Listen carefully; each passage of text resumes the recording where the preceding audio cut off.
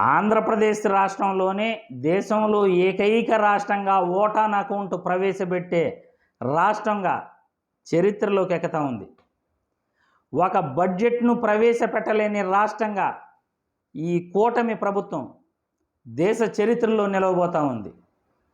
రాష్ట్రంలో కూటమి ప్రభుత్వం అధికారంలోకి వచ్చి మంచి పరిపాలన అందిస్తుంది, వాళ్ళు ఇచ్చిన ఎన్నికల హామీలు నిలబెడతారు, మనకు మంచి పరిపాలన అందిస్తారు అనుకున్న ప్రజలు మోసపోయారు. కనీసం బడ్జెట్ కూడా ప్రవేశపెట్టలేని స్థితిలో ఈ కూటమి ప్రభుత్వం ఉందంటే ప్రజలందరూ కూడా ఆశ్చర్యపోతున్నారు.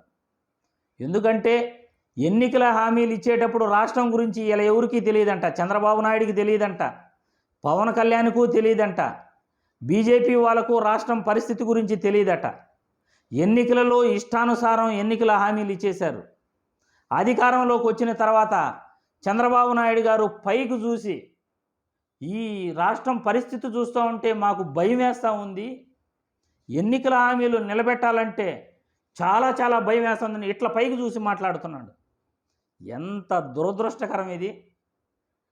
ఎన్నికల హామీలు ఇచ్చేటప్పుడు రాష్ట్ర పరిస్థితి గురించి తెలియనటువంటి ఇటువంటి రాజకీయ నాయకులు అధికారంలోకి వచ్చిన తర్వాత రాష్ట్ర పరిస్థితి ఎలా ఉంది, మేము ఎన్నికల హామీలు నెరవేర్చలేము, బడ్జెట్ ప్రవేశపెట్టలేము, బడ్జెట్ ప్రవేశపెడితే రోడ్లపైకి ప్రజలు వచ్చి హామీల గురించి అడుగుతారు, మాకు ఇచ్చిన హామీలను నెరవేర్చమని అడుగుతారు అని అబద్ధాలు చెప్తున్నారు.